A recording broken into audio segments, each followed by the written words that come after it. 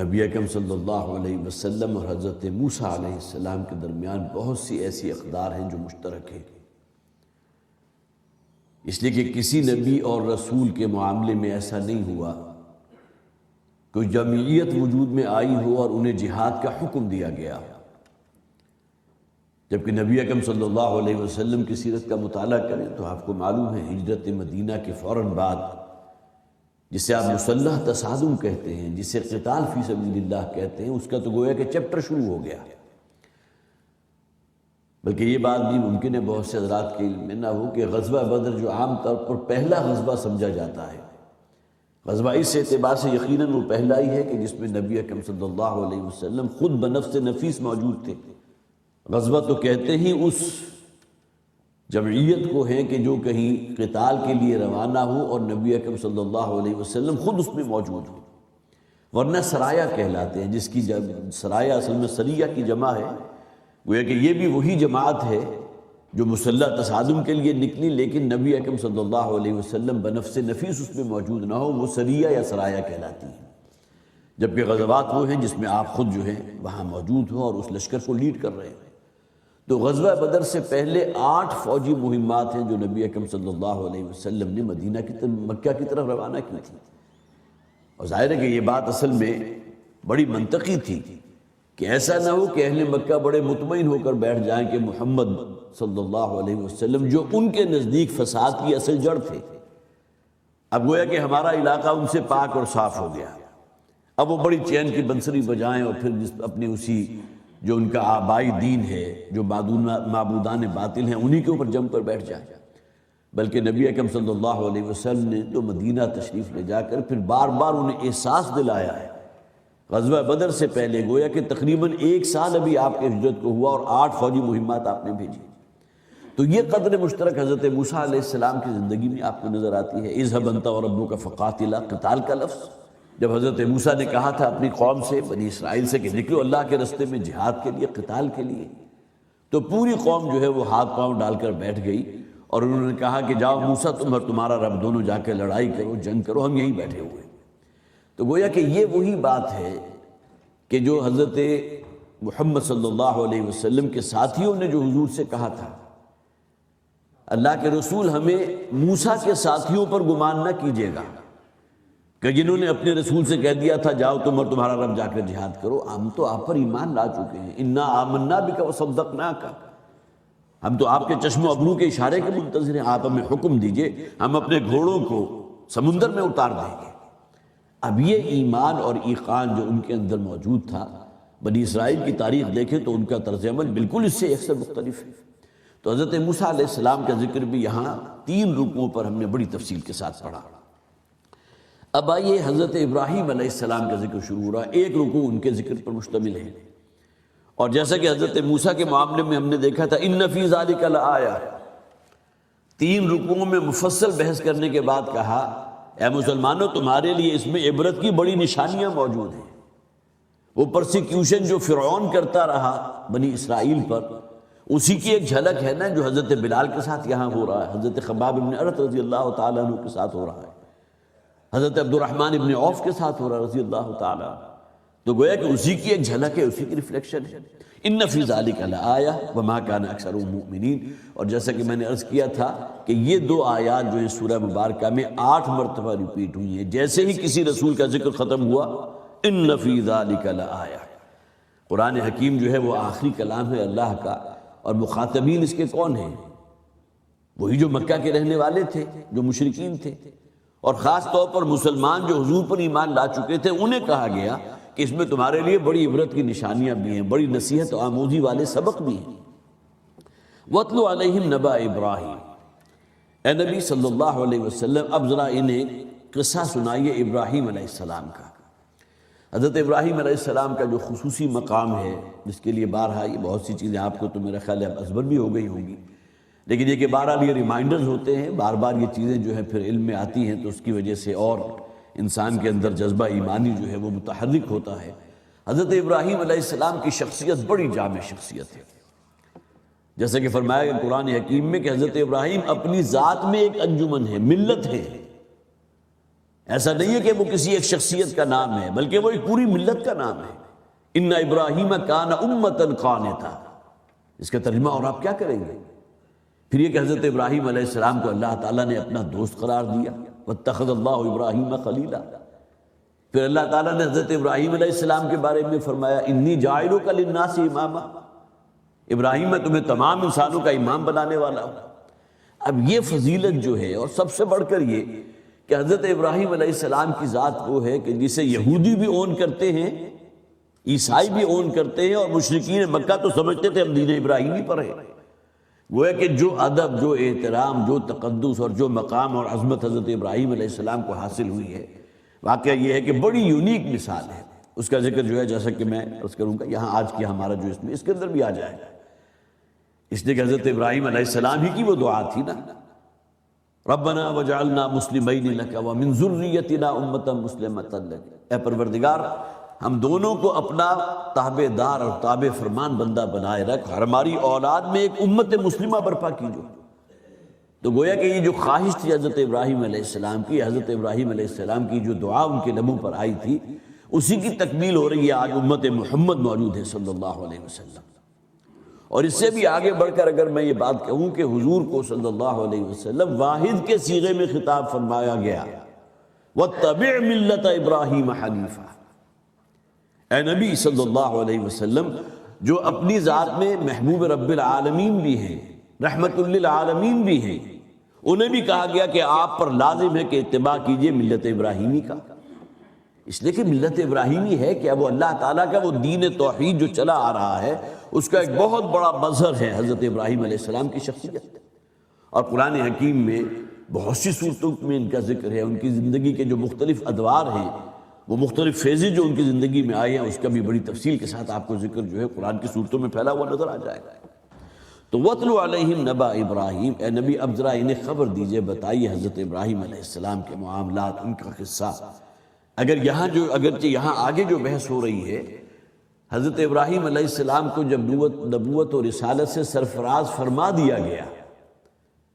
اب گویا کہ جو دعوت اور تبلیغ کا فریضہ آپ سر انجام دے رہی ہے، اس کی ایک جھلک ہے جو نظر آ رہی ہے، ورنہ آپ کے شعور کا جو ابتدائی دور تھا اس میں تو وہ قصہ ہم بڑی تفصیل سے پڑھ چکے۔ پوری قوم کے اندر وہ لوگ موجود تھے جنہوں نے سورج کو دیوتا بنا رکھا تھا، ستاروں کی پرستش ہوا کرتی تھی، چاند دیوتا موجود تھا، ان تمام چیزوں کا انہوں نے مشاہدہ کیا ہے۔ اور جو پوری قوم جس پستی کے اندر، جس ضلالت و گمراہی میں مبتلا تھی کہ ان کو اپنا خدا سمجھتے تھے،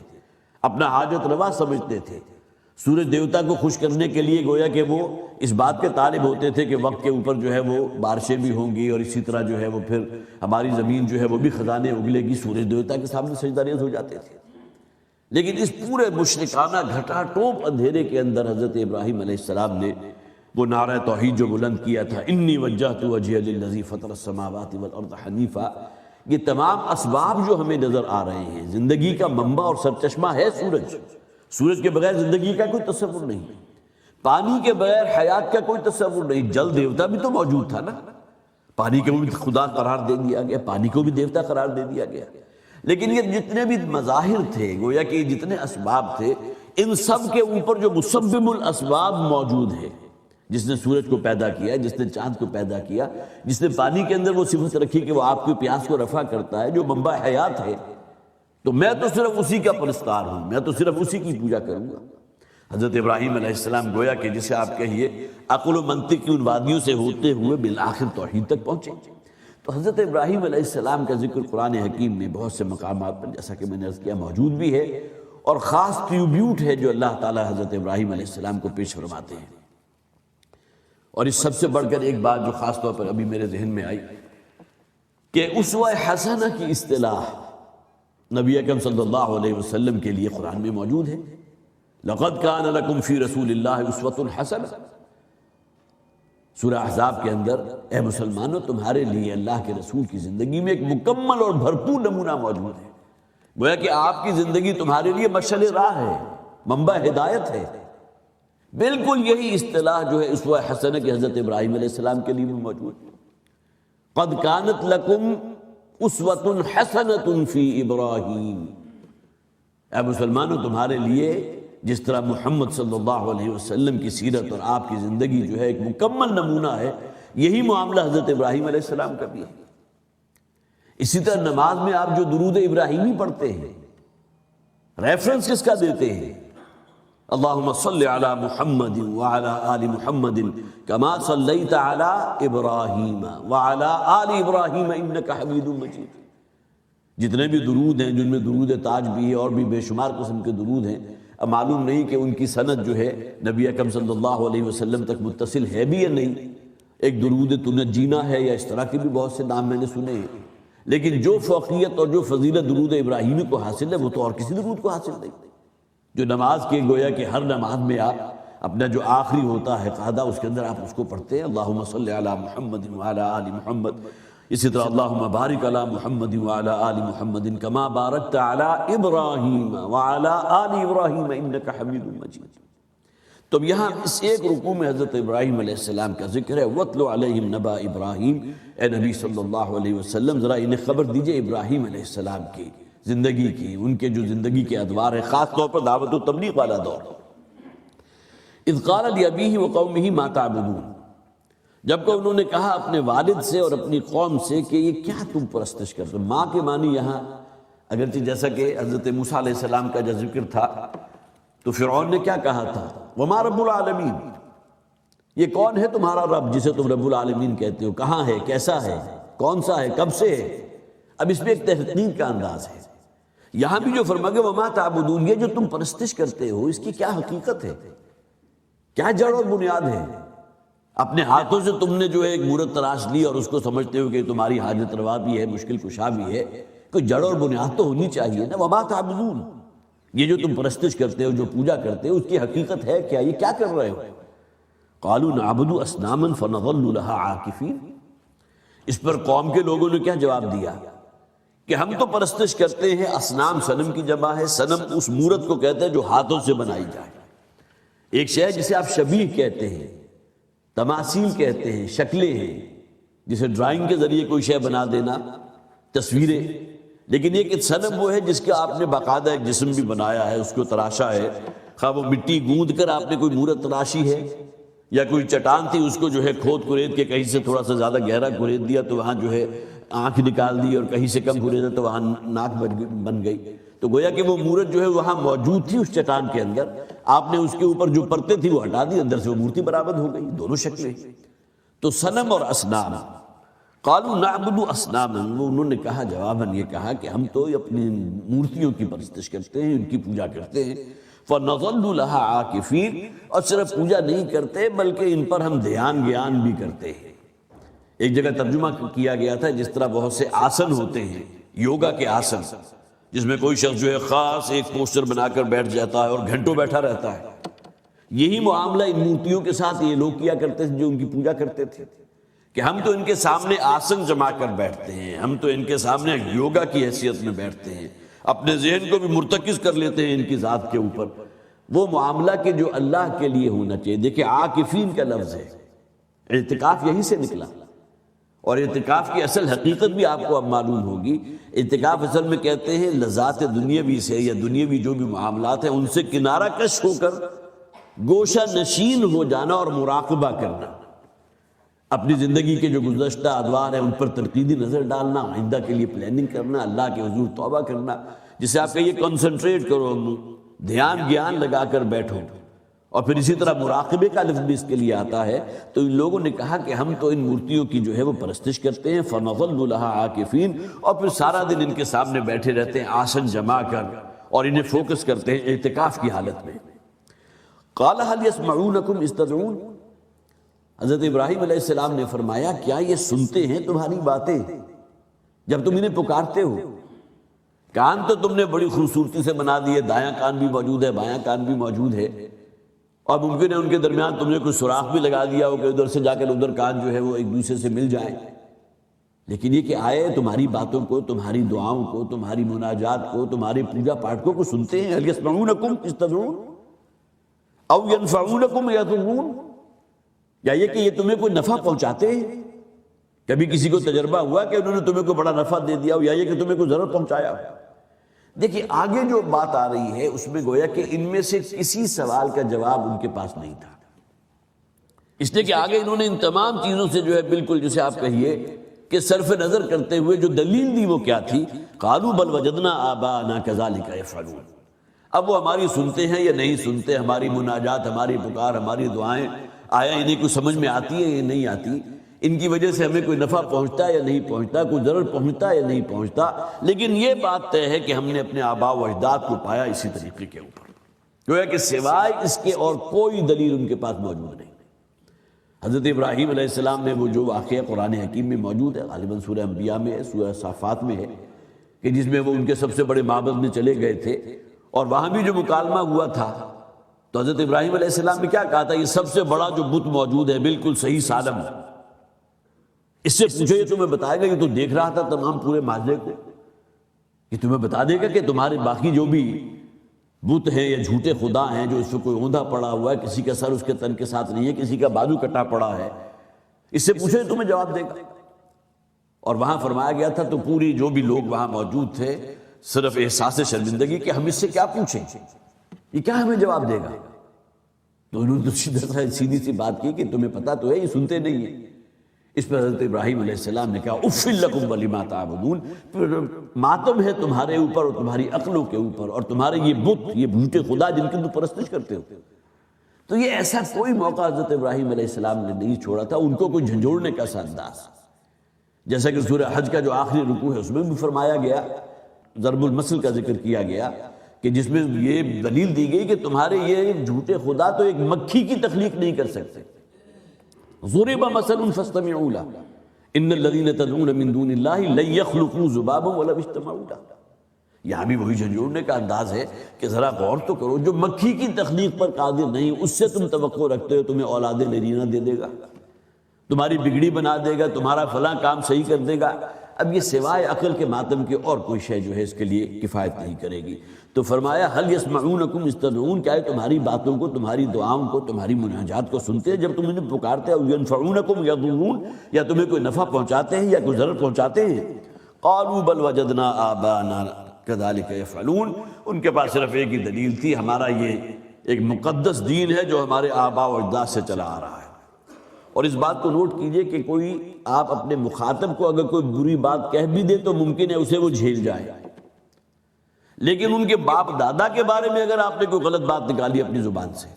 تو وہی دھر لیے جائے گا۔ حضرت موسیٰ علیہ السلام کا معاملہ بھی جو ہوا تھا، اس سے پہلے ذکر تھا حضرت موسیٰ علیہ السلام کا، لیکن اس واقعے کا یہاں ذکر نہیں ہے۔ جب حضرت موسیٰ علیہ السلام نے کہا نا کہ اللہ پر ایمان لاؤ، دین میں داخل ہو جاؤ تو نجات ہوگی، اگر تسلیم نہیں کرو گے تو جہنم تمہارا ٹھکانہ ہوگی، اس پر فوراً فرعون نے وہ جذبات سے کھیلنے کی کوشش کی تھی اور درباریوں کی طرف دیکھتے ہوئے اس نے کہا تھا حضرت ابراہیم علیہ السلام نے، اچھا اگر یہی بات ہے تو بتاؤ ہمارے باپ دادا کے ساتھ کیا سلوک ہوگا، اس لیے کہ یہ بڑا سینسٹیو ایشو ہے۔ باپ اور دادا یا آباء و اجداد کے بارے میں اگر آپ نے کوئی غلط بات کہہ دی تو گویا کہ آپ اس شخص کو برا بھلا کہہ دیں تو شاید وہ جھیل جائے، برداشت کر دیں، اس کو برداشت نہیں کرے گا۔ اس موقع پر اللہ تعالیٰ نے جو حکمت سجائی حضرت موسیٰ علیہ السلام کو، انہوں نے کہا علمھا عند ربی، تمہارے آباء و اجداد کے ساتھ کیا ہوگا، وہ جہنم میں جائیں گے، بچا لیے جائیں گے، اللہ کی رحمت انہیں ڈھانپ لے گی، اس کا میرے پاس کوئی علم نہیں ہے، وہ علم تو اللہ کے پاس ہے۔ لہذا جو اس نے جذبات سے کھیلنے کی ایک کوشش کی تھی وہ کل کی کل پادر ہوا ہو گئی، ختم ہو گئی بات۔ اس نے تو چاہا تھا کہ موسیٰ کہیں کہ وہ تمام تمہارے جو ہے باپ دادا پردادا یہ تمام جو دین باطل کے اوپر تھے تمام جہنمی ہیں، تو اپنے جو ہے اپنے حواریوں کو ایک دم ابھار دیتا اور ممکن ہے کہ اسی وقت ٹکا بوٹی کر ڈالتے، لیکن یہ کہ اللہ تعالیٰ حکمت سکھاتا ہے۔ یہی معاملہ جو ہے یہاں فرمایا گیا قالوا بل وجدنا آباءنا كذلك يفعلون۔ جب حضرت ابراہیم علیہ السلام نے یہ سوال کیے تو سوائے اس کے اور کوئی دلیل ان کے پاس نہیں تھی کہ یہ ہمارا مقدس دین ہے جو آباء و اجداد سے چلا آ رہا ہے، اس کے بارے میں کہیں کوئی زبان درازی کی یا غلط بات کہی تو ہم سے برا کوئی نہیں ہوگا۔ قال افرأيتم ما كنتم تعبدون، دیکھیے حضرت ابراہیم علیہ السلام، جیسا کہ میں نے عرض کیا تھا کہ یہ فیض جو اس رکوع میں بیان ہوا ہے یہ دعوت و تبلیغ کا کام اب گویا کہ نبوت سے سرفراز فرما دیے گئے۔ نبی اکرم صلی اللہ علیہ وسلم کو بھی جب رسالت عطا فرمائی تھی، سورہ مدثر کی جو آیات ہیں، یا ایھا المدثر قم فانذر، اے کمبل میں لپٹ کر لیٹنے والے اب کھڑے ہو جائیے اور لوگوں کو خبردار کیجیے، انہیں متنبہ کیجیے، انہیں آخرت سے ڈرائیے، جہنم کے عذاب سے ڈرائیے۔ تو حضرت ابراہیم علیہ السلام بھی کوئی جو ہے اپنا وہ دقیقہ فروغ گزاشت نہیں کر رہے، بلکہ فوراً اپنی بات آگے بڑھا رہے ہیں۔ قال افرأیتم ما کنتم تعبدون، حضرت ابراہیم علیہ السلام نے فرمایا کہ کبھی تم نے غور کیا یہ جو تم ان کی پرستش کرتے ہو، جیسا کہ میں نے کہا جو نہ سن سکتے ہیں، نہ دیکھ سکتے ہیں، نہ کوئی شے محسوس کر سکتے ہیں، نہ تمہاری مناجات کو سن سکتے ہیں، کبھی تم نے غور کیا جو تم کام کر رہے ہو ہے کیا، اس کی جڑ اور اساس اور بنیاد کیا ہے؟ بالکل وہی بات جو پہلے آ چکی تھی، جبکہ حضرت ابراہیم علیہ السلام نے کہا تھا وما تعبدون، یہ جو تم پرستش کرتے ہو یہ ہے کیا، اس کی حقیقت کیا ہے؟ انتم وآباؤکم الاقدمون، نہ صرف تم بلکہ تمہارے آباء و اجداد بھی اسی دین کے اوپر قائم تھے۔